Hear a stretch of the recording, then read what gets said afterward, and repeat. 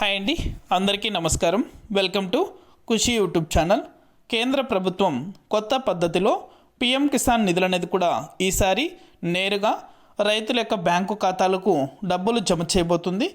ఏ విధంగా రైతుల ఖాతాలలో డబ్బులు జమ చేస్తారు, కొత్త విధానం అనేది కూడా దేశమంతటా ఏ విధంగా అమలు కాబోతుంది, ఇక ఈ పథకానికి సంబంధించి డబ్బులు పొందాలంటే ఏ పనులు అనేది కూడా పూర్తి చేస్తే రైతుల ఖాతాలలో జమ అవుతాయి, పూర్తి వివరాలు కూడా ఈ వీడియోలో మనం తెలుసుకుందాం. వీడియోని ఎక్కడ స్కిప్ చేయకుండా చివరి దాకా చూసి మన ఛానల్ని సబ్స్క్రైబ్ చేసుకునే వాళ్ళు వెంటనే సబ్స్క్రైబ్ చేసుకొని సపోర్ట్ చేయండి. మీ ఫ్రెండ్స్ అండ్ ఫ్యామిలీకి, మీకు తెలిసిన వారికి కూడా మన వీడియోని అయితే షేర్ చేసేయండి. వారు కూడా మరింత ఇన్ఫర్మేషన్ అయితే తెలుసుకుంటారు. ఇక ఏమాత్రం ఆలస్యం చేయకుండా టాపిక్లోకి అయితే వెళ్ళిపోదాం.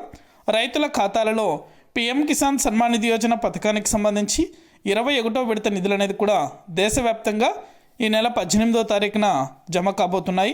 ఇక ఈ డబ్బులు అనేది కూడా ఈసారి 4,000 రూపాయలు పడే అవకాశం అయితే ఉంది.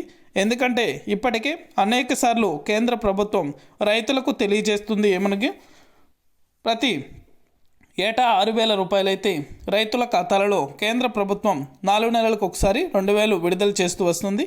ఈసారి మాత్రం ఏటా 12,000 రూపాయల చొప్పున 4 నెలలకు ఒకసారి 4,000 రూపాయలు జమ చేసే అవకాశం ఉందని అయితే వార్తలు గట్టిగా వినిపిస్తున్నాయి. ఇక ఈ పథకానికి సంబంధించి ఎంత డబ్బులు విడుదల చేస్తారనే క్లారిటీగా మనకి ఈ నెల 18వ తారీఖున తెలియబోతుంది.